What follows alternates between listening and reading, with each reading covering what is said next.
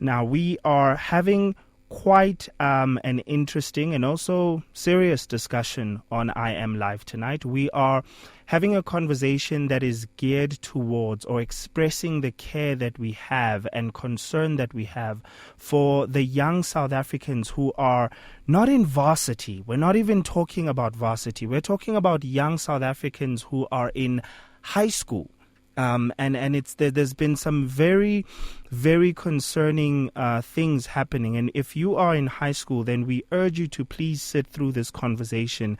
And I know that you probably have a friend who needs to hear this, and you probably have someone that you know, and even yourself, you might be going through a lot of peer pressure, finding yourself having to go to parties that you don't really want to be part of, and you can see that there's something wrong there. But because you're in high school and because you have to fit in, you find yourself having to go to such things. So, but last week we were having a conversation about people who are having sex in high school and why that is so dangerous. And that was a conversation we needed to have, especially because parents are often in a position where they are unable to have that conversation with their children. I mean, if you have a 13, 14 or 15-year-old that is sexually active, unfortunately in this country, it is actually a common thing for such behavior to be condoned. For 15 and 13-year-olds to be encouraged to have sex, but what is usually discussed is for them to have that sex in a safe manner and use condoms. And I know that for us being in the faith, we know that is, I mean, it shouldn't even have to take people who are in the faith to understand this logic and to understand how immoral that is, how it really tears the moral fiber within our country, where we just accept the fact that our 13-year-olds, 11-year-olds and 10-year-olds, and even up to 15-year-olds are just out having sex, and we're being supportive of that. But because, I mean, I don't know where child psychology can step in and actually have a conversation, because one thing I was thinking as I was having a conversation with a colleague of ours, Charles, and we were talking about when can we establish that a kid, a child or a teen is capable of making good decisions. We can be entrusted with something as serious as sexual intimacy. I mean, if you won't even allow your 13 or 15-year-old to drive, if we won't even allow them to have alcohol, but we're allowing them to have something as life-changing and as serious as the sexual intimacy, which we know it has ruined a lot of our adult lives. A lot of us went and explored it and got diseases that we never wanted to get. A lot of us went and had children with the wrong people. A lot of us went, even though we have access to condoms, if adults have access to contraceptives and they fail them, what more teenagers? And that's just, it's not me imposing this upon anyone or forcing you to raise your kids in a particular way. Consider this something that you should think about. Consider this not an imposing my own opinions or how you should raise your kids on you, but just consider this as something that you should think about. If you are the parent who is, raising your children in such a way that you've given them the freedom to do this, because it is unfortunately allowed in our country for you to encourage your 15, 13 and 12-year-old to go and have sex with partners that are within their age group. Because, of course, if they're doing it with someone who is maybe above 18, or even 17, it can be considered statutory rape and they can get arrested. That is something that I unfortunately we have to stress and voice out. Now, today it is the 15th of October. It is the third Friday of the month. I cannot believe that it's the very third Friday of the month.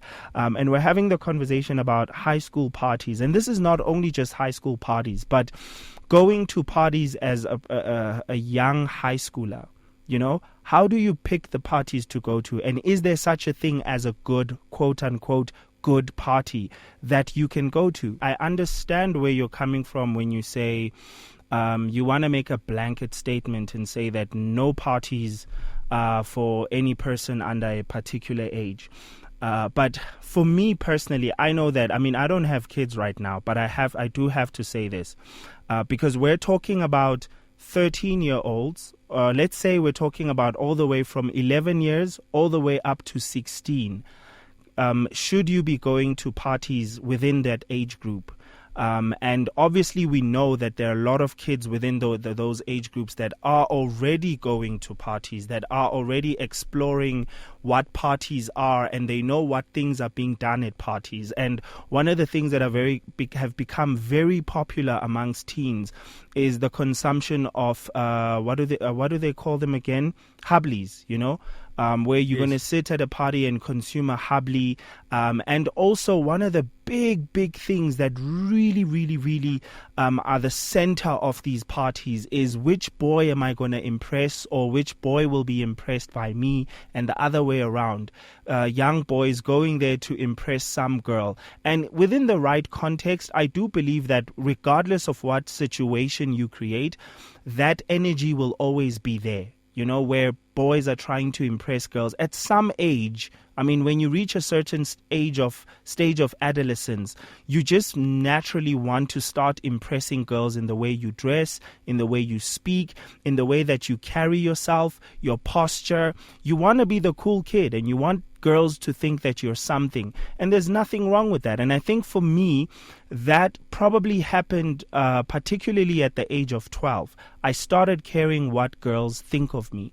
And I don't think there's anything wrong with that. But when it's misguided and there's no one there to sort of like show you how, to do it within bound, to do it within limits, and to understand where to draw the line, and to what point is it healthy and to what point is it not, that's where you can really do harm to yourself and spend your time pursuing things that actually shouldn't be things that you're pursuing. Now, what I wanted to also get into is the fact that if we look at the scene of parties and where parties are at, I think, and I don't know what your thoughts are, Charles, on this, I think that if parents, because I think parents also become lazy when it comes to this, I think parents don't arrange parties that they are able to facilitate enough, right? Where you're able to give kids or teens enough freedom to just have a party, but also be close enough to facilitate the party. For me, that's where I would not make the blanket statement that anyone within the age of 13, or let's say actually the age of 11 to 16, should not go to a party. For me, I feel like we as parents, or even we as elder brothers and sisters, we need to be responsible enough for them and give them the space to have parties, because there's nothing worse than growing up and watching other kids being given freedom and you don't have it. You envy it so much. So if you can give me a place where I can let it out so that I can also have something to talk about on Monday, when everybody's talking about the party that they went to, at least give me something that can make me look cool. Arrange a party, and remember that the party is not for you as a parent, it's for me. So arrange it, make sure that it's in a safe environment since I don't have a house, and make sure that you provide food for us to eat, games for us to play. Then I will not miss the things that, or rather the chances of me missing out on things will be much less. And I really am heartbroken at just how much our communities and, how we've become so independent and individualistic, that, I have my kids and I'm raising them over there, and I have my kids and I'm raising them over there. And I understand as to why those things happen because of the economical dynamics that we have within the country. There was a time where families used to raise wealth together. So you had family wealth. And nowadays you have independent and individual wealth where I'm growing my wealth. You worry about your wealth. And also then it also comes in when it comes to kids as well. Where you are a couple living in the suburbs and you're raising your kids way over there and your parents are living somewhere completely different, miles away from you. Though I must say that I do understand that there's a lot to appreciate from that dynamic or that setup, because you don't want your parents constantly trying to tell you how to raise your kids, because in a lot of instances you actually do know better, because human beings improve and information has become way more abundant.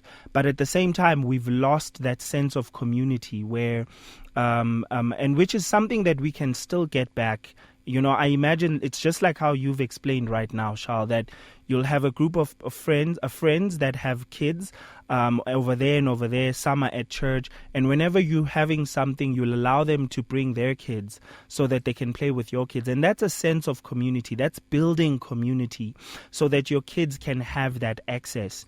And I feel like it is a responsibility that parents hold to make sure that you give your kids a space where you can facilitate interaction between the child and their friends, and them having a party and having fun in that environment without you making it a party that you want them to have too much. Give them some level of freedom. I genuinely feel like it really, really would play a very big role. Now, something that I've also been thinking of is, if you're a 14-year-old, if you're an 11-year-old, and you're a 12-year-old, or anywhere between 11 and 16, obviously, even if you're younger than that, first of all, I want to find out, do you have issues with not going to parties? Because I know that there's some teens who actually don't even care for parties, right? Because of their personality. But because their friends are there and their friends said they should come and everyone deems you as cool for even coming to the party, then you will eventually go to the party. Because that's how peer pressure works. If you're a teen, I will tell you one secret right now. Even adults struggle from peer pressure, believe it or not. Even adults are affected by peer pressure. There are things that your friends, as an adult, your friends will, encourage you to do, or they will entice you to do, even though it's a thing that on a normal day you wouldn't really do. And I can attest to that myself, and I'm sure there are many adults who can attest to it. Like your friends can actually put you in a corner where you find yourself laughing at someone for being poor, simply because they find it funny, and all of a sudden you start laughing instead of rebuking them. That's a form of peer pressure. It affects every single person. Now, I think the conclusion that we've reached in this conversation or in this discussion is that, is there such a thing as a good party for a teen to go to? Yes, there definitely can be, but those parties need to be created by responsible people. If you leave it to kids, and remember that just because you as an adult or you as a elder sister, if you're organizing the party for the teen, or you're organizing the party for the younger person, remember not to own the party. Allow them to have freedom.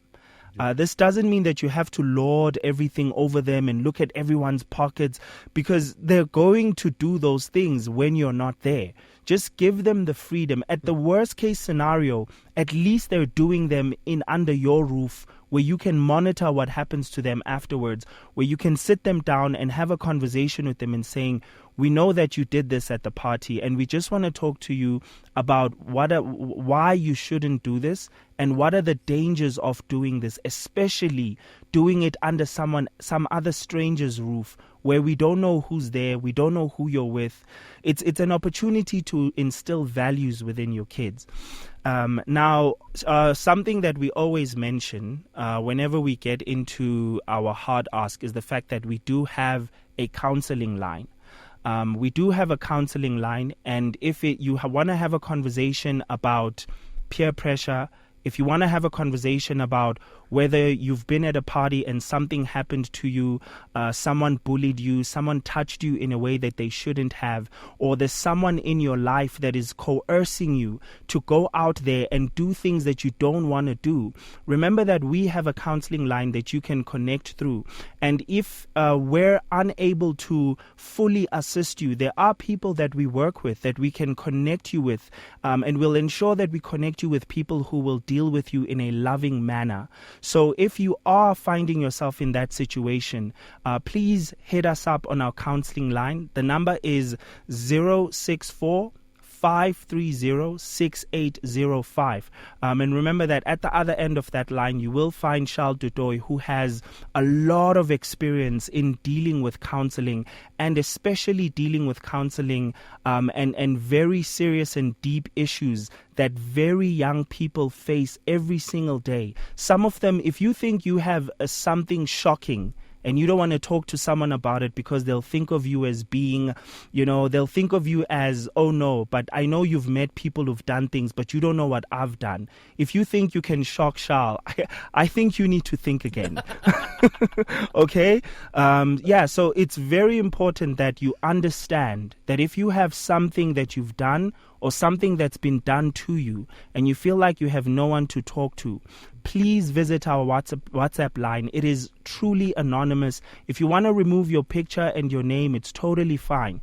You can just go in there and have a conversation with our very well-trained and caring counselors, and they will be able to connect with you, speak with you, find out what it is that you're struggling with. And it can go beyond just being you struggling with being coerced or being peer pressured. If you're just being bullied, if you're struggling with things at home with family, if there's things that you just don't understand that pertain to church, or you've been to an event and you encountered something that you shouldn't have, or you saw or witnessed something that you shouldn't have, our counseling line is always, always open. Just hit us up and we'll be able to connect with you as well. And I'm going to say the number again. It is 064 530 6805. Again, our counseling line for young people is 064 530 6805, and it is absolutely free.